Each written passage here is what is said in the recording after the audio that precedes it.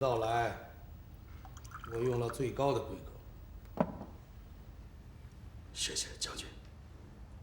来，这都是上好的雪泥酒。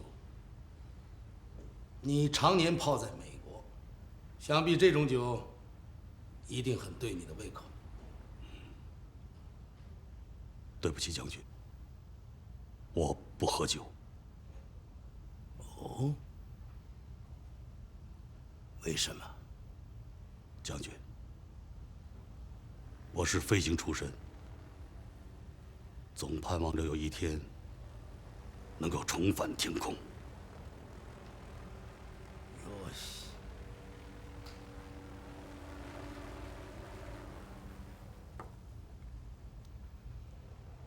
难得呀！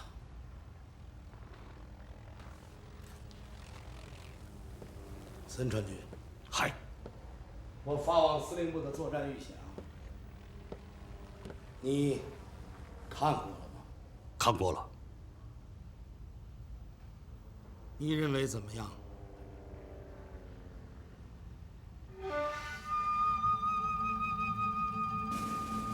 森川君，嗨，请如实的回答我。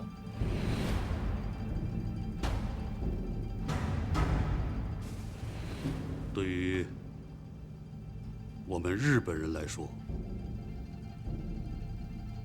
中国这个题目，我们放在解剖台上，已经不晓得解剖了几千百次；放在试验馆里，化验了几千百次。也许是过于谨慎，反而失去了原本的真实立场。是吗？你认为我的战略预想？不，我指的是那些陆军首脑，他们过于保守，只把眼光放在了华北战场，小心翼翼的。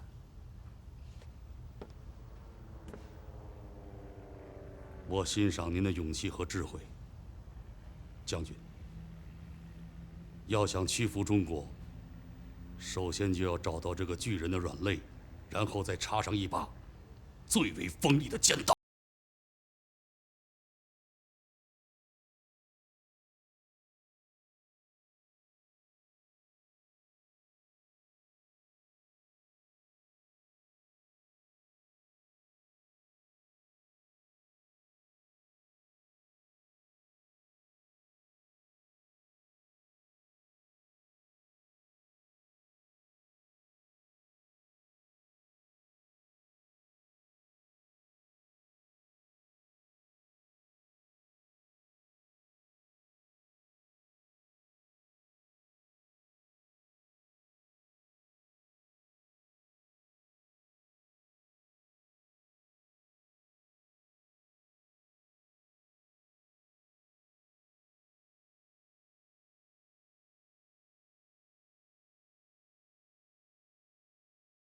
作为我的私人代表，去督促已经备战的航空部队。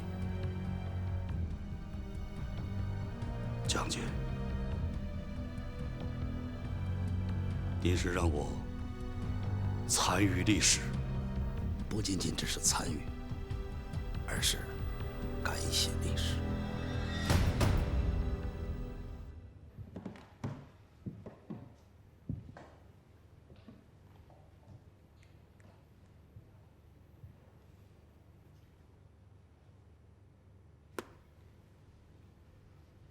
你可以去了，把门关上。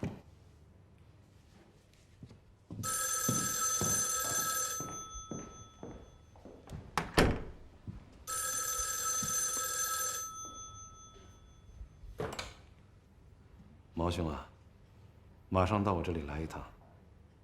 啊。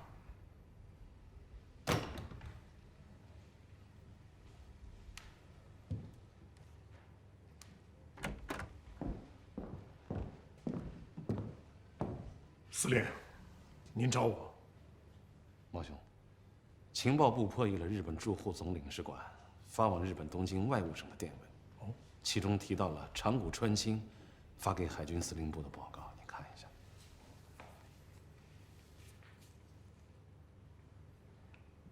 毛兄，你把长谷川清的话再给我读一遍。是。海军第3舰队长谷大将认为，上海乃是最大的工商业城市和进出口岸，通往国外内地的枢纽，守卫首都南京的大门。因此，在上海开辟战场对我有利。如果我军将作战区域仅限于华北地区，则有利于敌方兵力之集中，深恐使我方作战困难。为置中国于死命，我认为以控制上海、南京最为重要。此举可一箭封喉，使其彻底地丧失经济和政治中心的机器。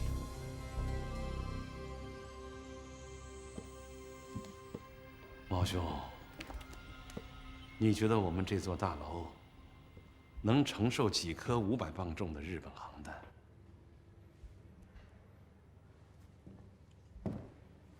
司令，话不用这么说，除非我们的空军打光了。要真是这样的话，这座楼也没有存在的必要。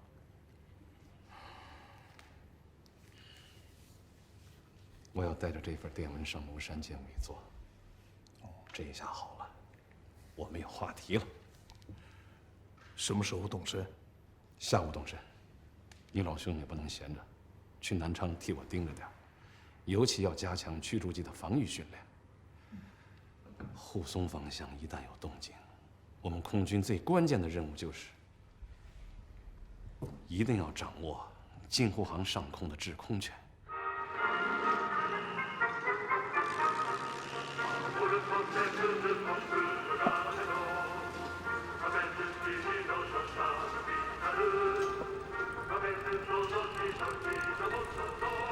哎，你轻点的，别乱动我的小伞。检查一下能不能用，看见没有？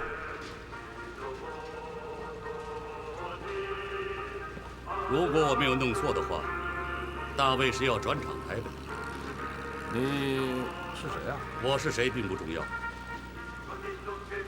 只是瞧不上你的少爷做派。你给我听清楚，啊！我根本就不是什么少爷，我山下家几辈子没出一个有钱人，哪儿来的少爷啊？你看我像有钱人吗？你，哼，我看你倒像个武士。眼力不错。我曾祖父曾参与过明治前的王政复议。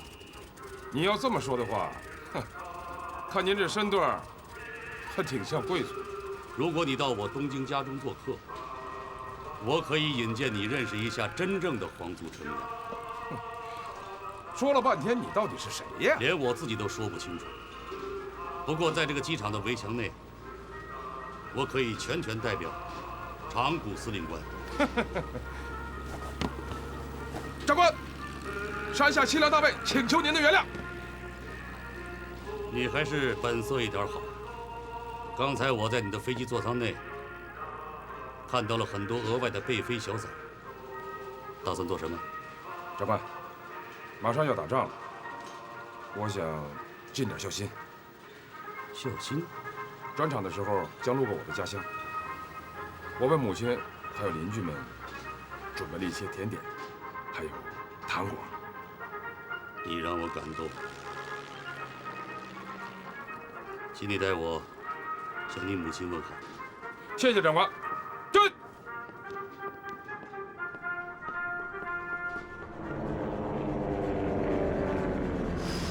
3号机，3号机，1号机呼叫，听得请回答。3号机听到，1号机请讲。10分钟后，我将脱离编队，你带我领飞。3号机明白。保持队形。明白，长官。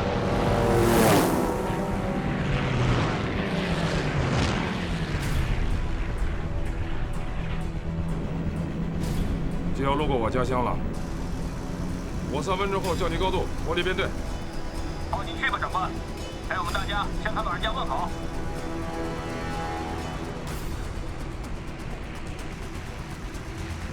谢谢啊，谢谢了。长官，2号机祝你母亲身体健康。7号机提醒长官，别飞得太低，会吹倒长官家的烟囱。长官，9号机询问，您回家要不要带一名保镖？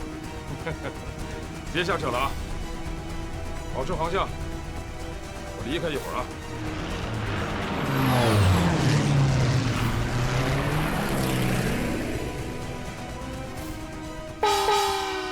时间到了，大家都来看呐！山下家的儿子要在空中访问故乡，都过来看呐！快过来看呐！山下家的，我们家的啊！哎呀，快，来，不是约好了下午3点吗？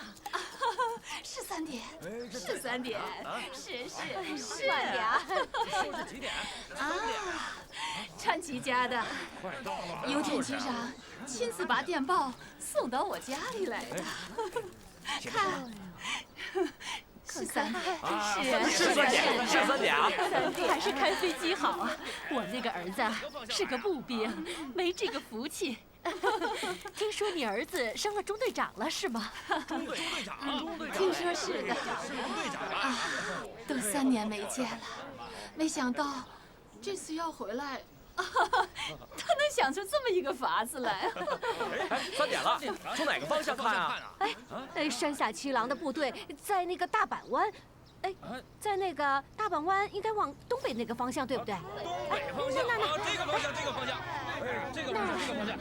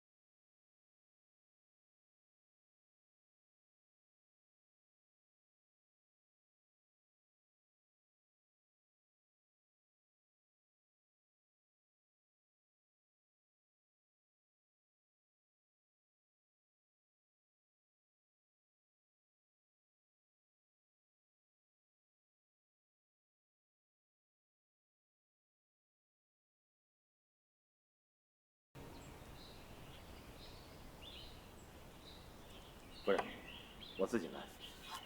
不用，你坐吧，不必拘谨。是。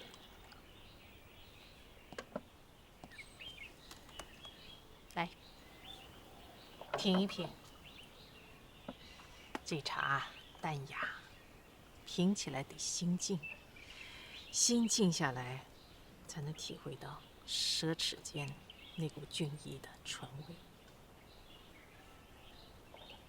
怎么样？谢夫人，这茶果真非常好。上校那边的工作进展得怎么样？上校工作非常尽力，人很坦诚，可以说非常坦诚。坦诚就好，是该坦诚。这时候，谁也不能一手遮天。我们正全力协助上校，让他尽快了解我们空军。那就好。这不是对你的不信任，军事指挥还得靠你们几位，我是外行。我请来陈纳德上校，主要就是为了改善一下我们对空军的领导。最高军事会议马上就要召开了，各路诸侯都要上山，定下对日作战的方略。你说，那些人能和委员长想到一块儿去吗？打仗是需要底气，所以我们就把空军的主力都安排在江西一带机场。只要等你的专机一落地，从航窗里就能看到中央抗战的决心，让他们五心皆定。这是大局，周将军。战端一开，弱国想要取胜，那只有拼民族的生命和决心。空军也要服从大局。大家都在关注着空军，你要经得住被关注啊，周将军。是的，夫人。卑职上山以后，各区的长官在问我，一旦打起来，你们空军能行吗？我斗胆地对他们说，空军一定能行，我们空军必须行。还要加一句，是对我们自己说的。空军要忍辱负重，逆风起飞。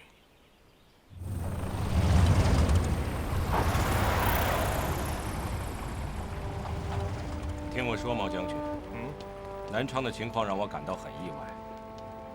你们还有一些良好的装备。你也学会说好话了啊！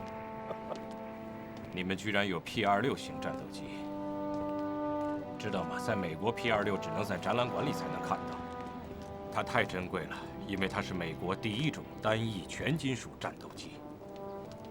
那是夫人去年订的4架样机，要是再咬咬牙，再买它200架，那么现在的局势就完全不一样。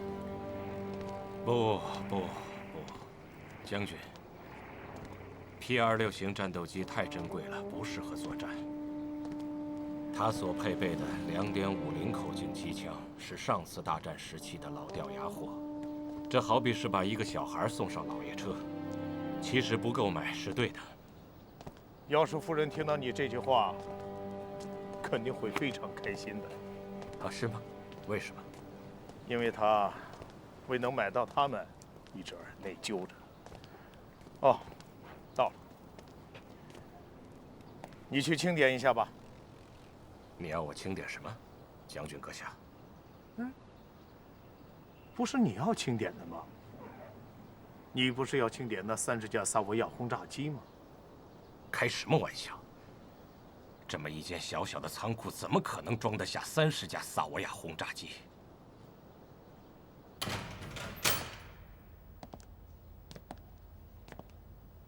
这群王八蛋！看来这些破箱子里就是飞机了，没错吧？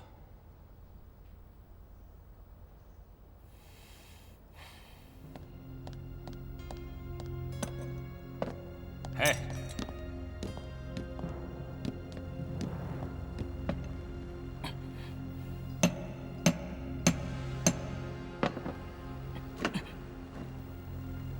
啊哈！我说的没错吧？这里除了一堆零部件，我什么都没有找到。上校，意大利人2年前在此建立了一个飞机装配厂，专门组装萨维亚飞机。可是后来呢，因为这种飞机容易着火，对飞行员的威胁比对敌人的还大，所以就停产了，就剩下这一堆零部件。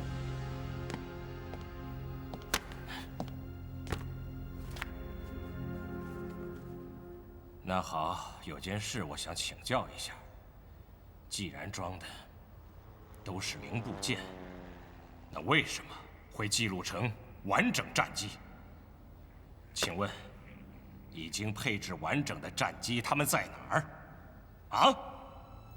啊！毛将军，毛将军，毛将军，毛将军！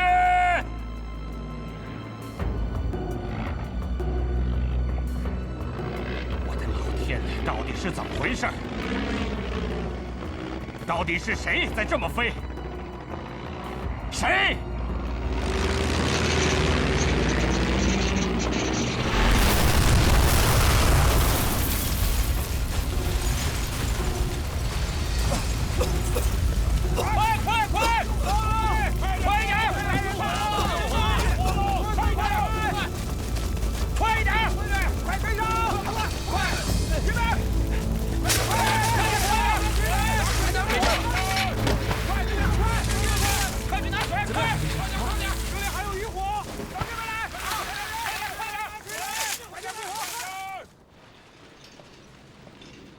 毛将军，我简直是不敢相信，你们的飞行员竟然试图在那样的情况下贸然着陆。他难道是不要命了吗？这些要求可都是基本的飞行常识，我不相信他们居然连这个都不懂。难道你们的意大利教官连这些都没有教给这些小伙子们吗？上校，我来给你解释一下。 你刚才所说的那个小伙子，他的外公就是我们立法院的副院长，也就相当于你们国会的领袖。就算是你说的那样，那又怎么样？我看不出这两者之间有什么必然的关系。问题就在这儿，我们的航校没有淘汰率，而且必须保证人人都要毕业。 如果哪个意大利的教官对那些不合格的飞行员不予毕业，那么他们的父母就会到军事委员会、国防部，甚至到委座的侍从室去吵去告。儿子不合格，祖上的面子没处搁，委座也是无奈。所以，必须保证合格。那么你想？ 就是在这样一种教育制度下所训练的飞行员，你还能指望他什么呢？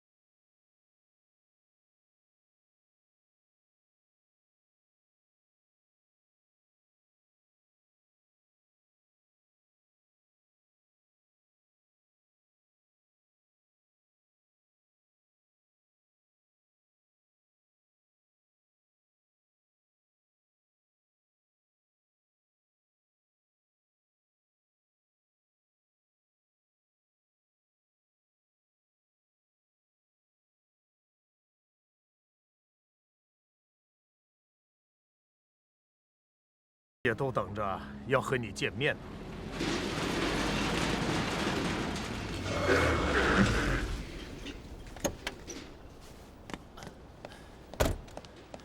毛将军，电报。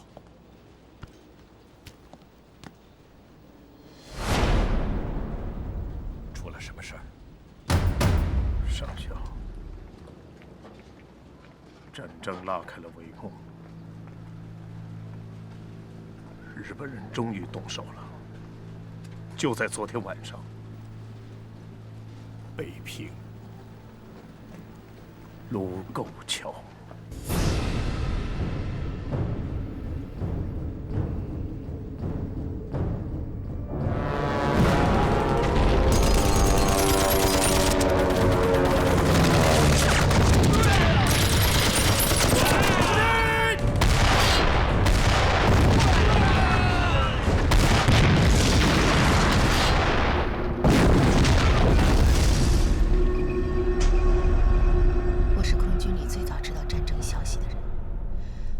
心很复杂，那些伤亡的数字，丢失的城池，第一次让我那么揪心。我无法与人交流，即便交流，别人也不知道我的真实身份。我头一次有了这样的感受，似乎我在以他们的胜利为胜利，以他们的痛苦为痛苦。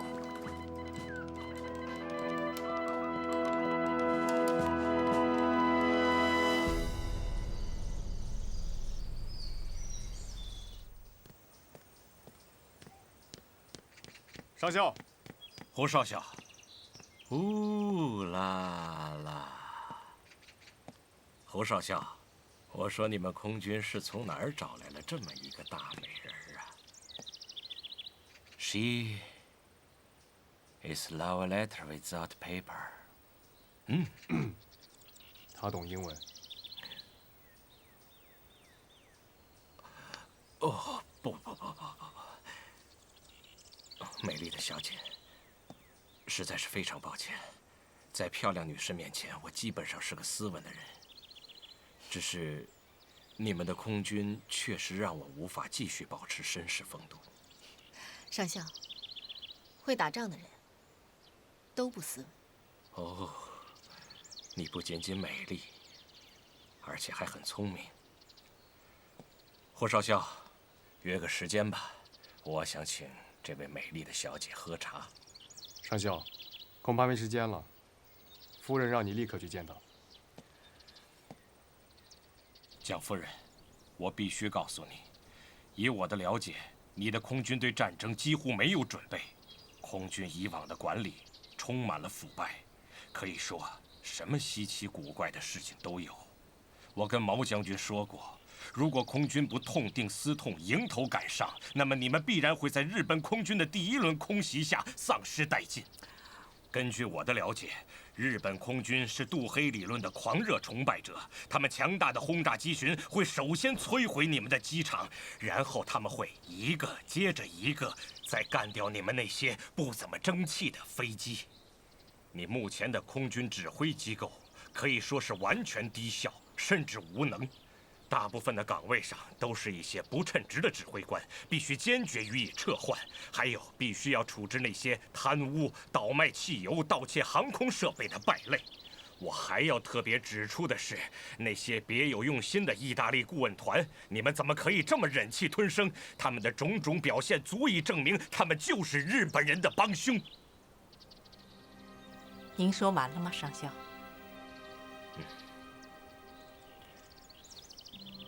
蒋夫人，我刚才说的这些才只是开了个头而已。我先回答你意大利人的问题。跟他们打，赶走他们，夫人必须要全部赶走。已经用不着了。意大利大使昨天传达了墨索里尼总理的指示，意大利在华的军事人员即日起停止使命，择日撤回罗马。人家釜底抽薪了。看呢，我就知道，我早就料到了，意大利人与日本人原先就是同盟。你让我撤换指挥官，我的将军们懂空军的就这么几个，换掉，你让委员长用谁去？昨天晚上，周将军在替我挨骂，委员长发火了，要砍他的脑袋。这太过分了，蒋夫人，我认为绝对不能把周将军的脑袋砍掉。你放心，上校。委员长骂人都是好意，他如果不骂人，那就说明这件事情他不需要你做，那他才真要砍你的脑袋。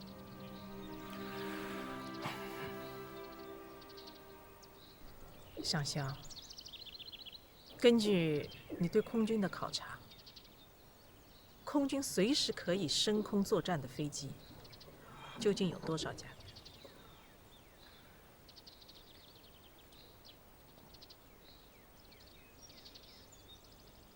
只有。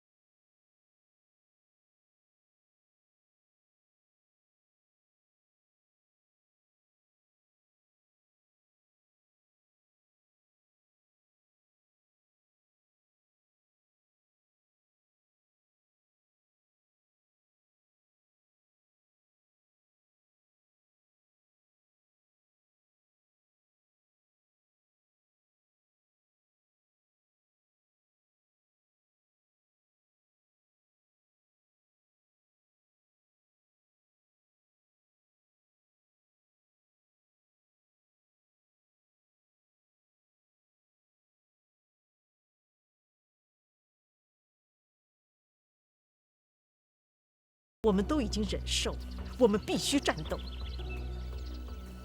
我完全能够理解，蒋夫人。你也看到了许多非常糟糕的现状。可是你知道吗？中国空军的历史还不到5年，起初由于缺乏驾驭这样新型武器的经验，也荒废了不少日月。我认为还有时间，蒋夫人。既然战争才刚刚开始，我们也不是完全没有时间。我正想听听这个，在仅有的时间内，我们能做些什么？站！下看吃！下去看！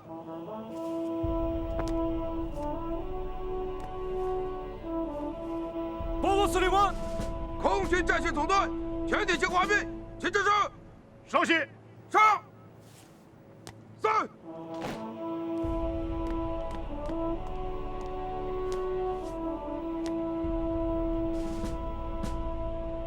战训总队的诸位飞行员们、军官们、勇士们，今天我们在这里集合，实质正是强力压境。也可以这么说，这在历史上是最严重、最危险的时刻。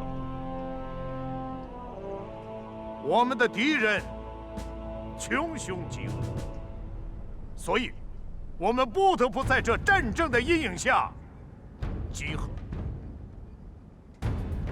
你们有谁能告诉我们空军的使命是什么？捍卫领空，打击敌人。不错。可是，我又得问你们，你们都准备好了没有？比方说，你能否驾驶时速只有385公里的霍克3去歼灭时速450公里的96战斗机？又比方说，你们这些刚刚懂得了起飞降落的飞行员们，是否有把握来战胜世界一流的空中武士们？还有，我们将以现有的战斗机来面对大于我们5倍，甚至还要更多的日军军机。长官，成功虽无把握，常人但有决心。讲得好。是死得容易，生却更难。我们要以弱小的现有的战斗机来战胜我们强大的敌人，而且必须一举获胜。夫人说了，空军必须要逆风起飞，以弱胜强。怎么上？重在学习。我们能打仗的部队，也是最能善于学习的部队，所以我们要在仅存的时间内下苦心的苦学，要向同志学，向我们学，也要向敌人学，置死地而后生。夫人，你的国家还有没有可能在短期内向工业国家购买到一定数量的战斗飞机？是的，伦敦、华盛顿、莫斯科，我们都在做工作。我们向英国贷款订购了36架军机，向比利时、法国贷款预定36架，都被人家取消，情况不太乐观。因为我们的敌人也在同时向这些国家施加压力。那就是说，我这份清单很可能是多余的了。你的空军最为急需的一些机种型号，他们在美国都能找到。谢谢，我们不会放弃努力的。其实，这些年以来，我一直觉得空军作战并不是真正的战斗，而是不同国家工程师之间的战斗，打的是工业水平。所以，我认为我们应该在……如果你只用物质装备来衡量战争的话，那我们就不要打了，现在就可以向日本人投降。我只是说，我并不是一个唯武器论者。蒋夫人，我相信。事实上，美国研究的是驱逐机理论，本质上就是一个以弱胜强的理论。是吗？对于我们，91架战机是少了点儿，但是我认为，组织好了，还是一支非常有力的空中力量。那您说说看，怎么个组织法？当务之急，目前你们必须要建立一套有效的防空预警组织。因为作为弱势的一方，如果在空中军机的数量和质量上都不能占优的话，那么就必须要在情报和作战方式上抢占先机。有道理。驱逐机的拦截作战遇到的最大的问题是，你常常弄不清出击的时机，比如说。敌机在哪里？他们是从哪个方向上来的？总共有几架？什么类型？速度有多快？高度是多少？掌握了这些，弱势一方就能够知道该在什么时间、什么地点揍下他们。我听懂了，您就说我们怎么来办这件事情。其实并不复杂。按照我的设想，如果我们能够在以下几个……周将军，周将军。正好，你也来听听。上校正在说他的防空预警系统。上校刚才跟我说了，空军中存在一些弊端，真是一针见血。还说了许多我没有听说过的事情。怎么，这些事情不是你来告诉我的？夫人。上校，您接着说。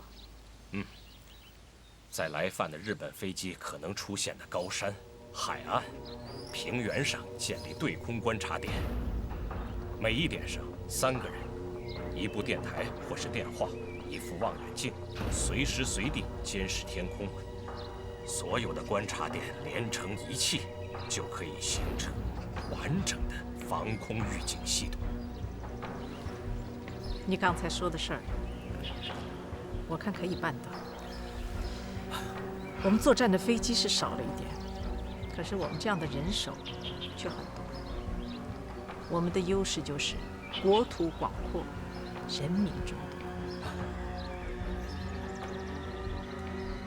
周将军，委员长没有拿你怎么样吧？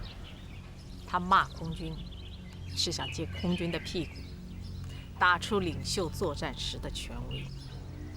明白，夫人。委员长骂我，是对卑职的厚爱。委员长是希望我留在山上，继续讨论淞沪方向的敌情。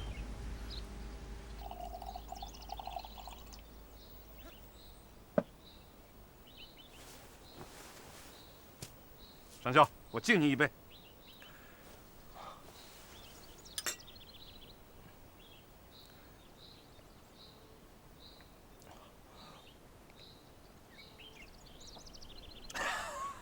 你这个美国佬啊！坐。上校啊，我只是想向你表达一下我此刻的心情。